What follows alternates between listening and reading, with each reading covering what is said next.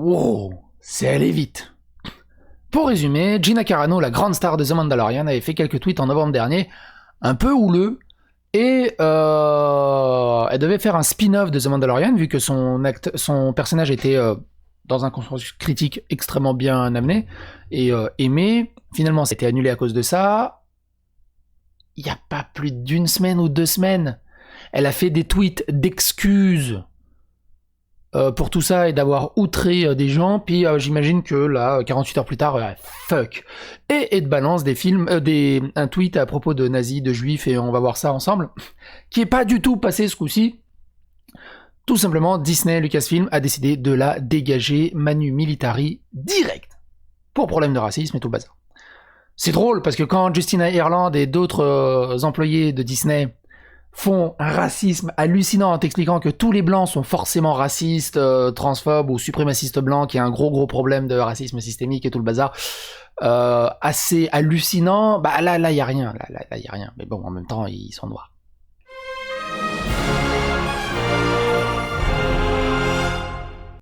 Mais il est balèze, hein. Le tweet de Gina Carano est clairement balèze, on va voir ça ensemble. Disney et Lucasfilm dégagent la star Gina Carano et emploie par contre toujours Pedro Pascal qui a appelé la moitié des nazis, des Américains des nazis. Alors c'est un peu plus bas. Disney et Lucasfilm ont renvoyé la star de Mandalorian pour des publications sur les réseaux sociaux. Un porte-parole de Lucasfilm a déclaré à Variety « Gina Carano n'est actuellement pas employée par Lucasfilm et il n'est pas prévu qu'elle le soit à l'avenir ». Le porte-parole a ajouté « Néanmoins, ces publications sur les réseaux sociaux dénigrant des gens en raison de leur identité culturelle et religieuse sont odieuses et inacceptables. » Là où quand c'est Justin Ireland, et alors je vous invite à regarder 2 vidéos qui s'appellent « L'époque où Disney prenait des mesures contre les embauches de racistes anti-blanches » et l'autre Star Wars ISGW Republic, Disney promeut du racisme anti-blanc avec Justina Ireland en roue libre. C'est une des scénaristes du Star Wars High Republic et qui explique que si vous êtes blanc et que vous aimez pas ce que j'écris, vous avez qu'à pas acheter, vous êtes tous des racistes, blablabla. Bref, plein d'autres trucs assez hallucinants. Disney s'est fendu d'un tweet pour prendre sa défense et dénoncer l'incroyable harcèlement qu'elle peut subir alors qu'elle n'a rien dit de spécial. Écoutez, je vous laisse la vidéo, ces tweets, et jugez par vous-même si ça vaut la défense de Justin Ireland et de sa collègue, et ce qu'a dit Gina Carano, et comment Disney traite les deux.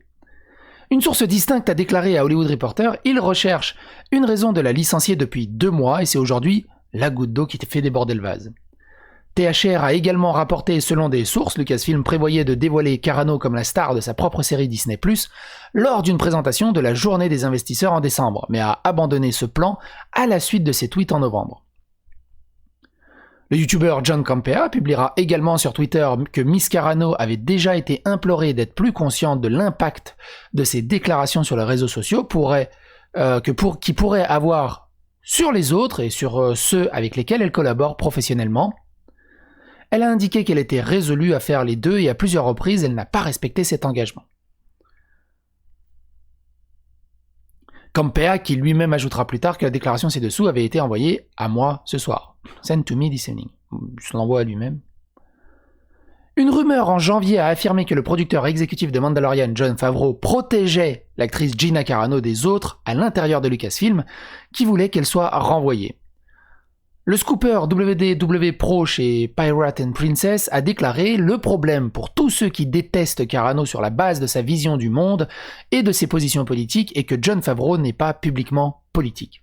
Et la rumeur dans la rue est qu'il s'en fiche d'un iota la division. D'un iota de cette division, j'imagine. Cependant, le scooper a également demandé si Favreau serait en mesure de continuer à la protéger. La question est maintenant de savoir si Favreau peut ou non la protéger. Elle fait partie intégrante de la série, et la renvoyer indiquerait essentiellement que le conservateur peuvent être purgés.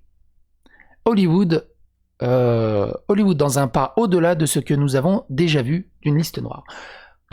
On pourrait même rajouter un deuxième effet qui se coule, pourquoi pas faire un race swap, et dans Mandalorian saison 2, elle se fait incarner, le rôle de Gina Carano soit incarné par une actrice noire. Si cette rumeur était effectivement vraie, il semble que ses efforts aient échoué. Un certain nombre d'activistes sur Twitter, dont beaucoup tentent de faire renvoyer Gina Carano de The Mandalorian depuis des mois, ont contesté un article Instagram publié par l'actrice le 10 février. Ça fait des mois qu'elle subit un harcèlement, mais là Disney n'a strictement rien dit. Rien, même pas un petit tweet, même pas rien, même pas une petite goutte, rien. Justin Ireland, dès que ça a démarré, oh là là, mais c'est hallucinant. L'un de ses militants était le compte Twitter Discussing Film qui a écrit sur Twitter hashtag Fire Gina Carano est à la mode dans le monde entier sur les médias sociaux après que Gina Carano a partagé un message dégoûtant comparant le fait d'être républicain à être juif pendant l'Holocauste. Gina, c'est pas...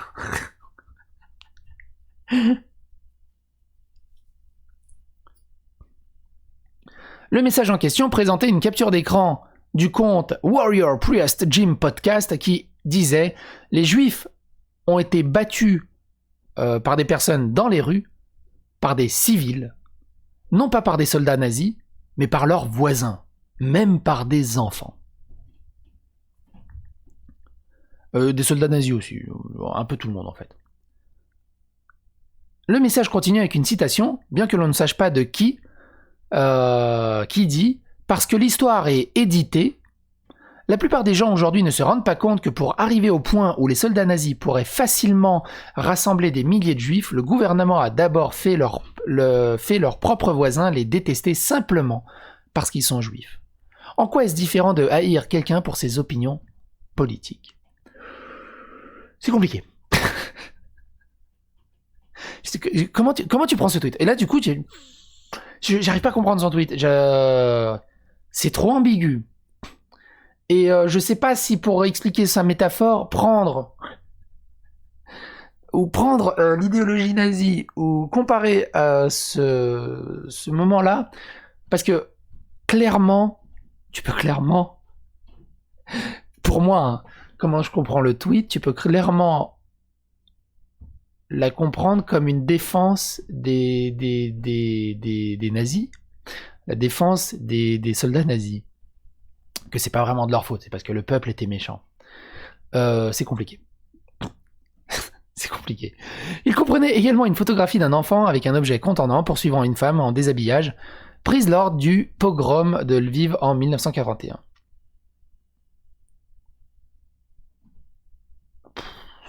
Pour moi, c'est indéfendable. C'est vraiment indéfendable. C'est indéfendable. Clairement, c'est clairement indéfendable. Alors que Disney et Lucasfilm ont licencié Gina Carano, ils emploient toujours par contre l'acteur Pedro Pascal, qui joue Din Djarin dans le Mandalorian. Pascal reste employé, malgré le fait qu'en novembre, l'acteur a publié sur son fil Instagram un mème comparant les partisans du président Donald Trump aux nazis.